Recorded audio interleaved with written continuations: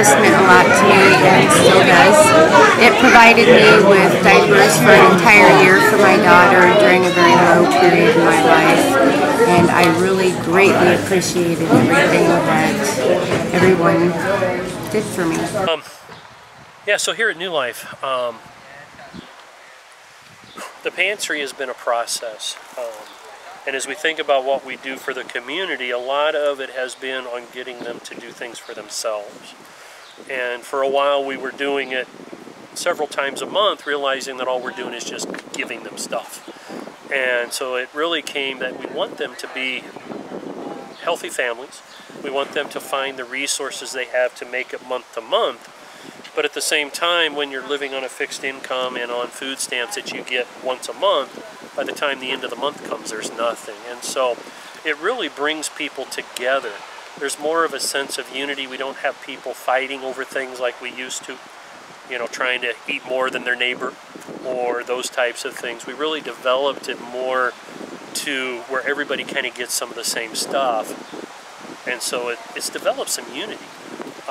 We've also kind of taken people away because everybody likes to watch when things are put together, kind of like at the grocery store, you know, how they're bagging your stuff. But we kind of pull people out now, so that gives them a chance of that peace. When they go in, they get their food and they go home.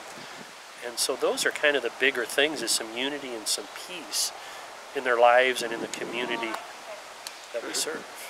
All these bakery, we get it from Community Harvest. It's for free. So most of the time we get donuts, cakes, pies, all kinds of stuff.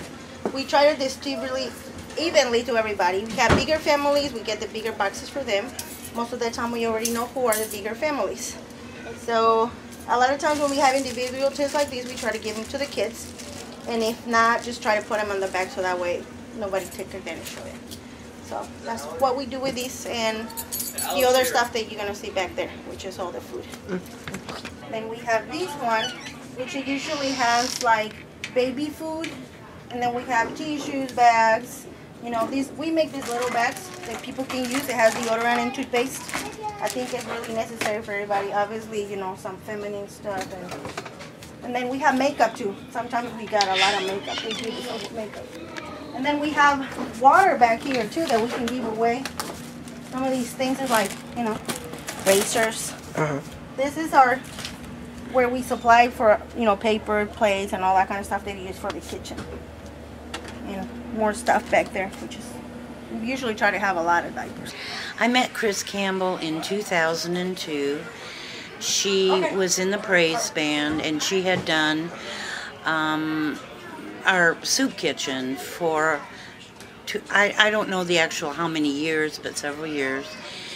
And she started telling me about how she would go to the different food pantries and share her food with others, and how Chris was able to extend the love of Jesus to those in line waiting for the food.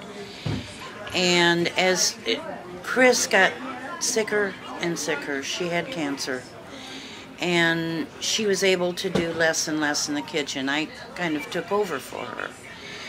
And along the way, we decided that our church was in need of a food pantry for our own members. And at that time, we started with 2 cans of soup. And Chris was healthy enough and able enough to really helped me develop the concept of the food pantry. And when, just before she died, we decided to name our food pantry in the honor of Chris Campbell. And we call it Chris's Cupboard. And ever since her death, we have grown the ministry to serve about 30 to 35 families a month, so which would consist of 150 people out of a little janitor's closet in our fellowship hall. And Chris is the inspiration for that, and we all miss her very much. But her ministry continues.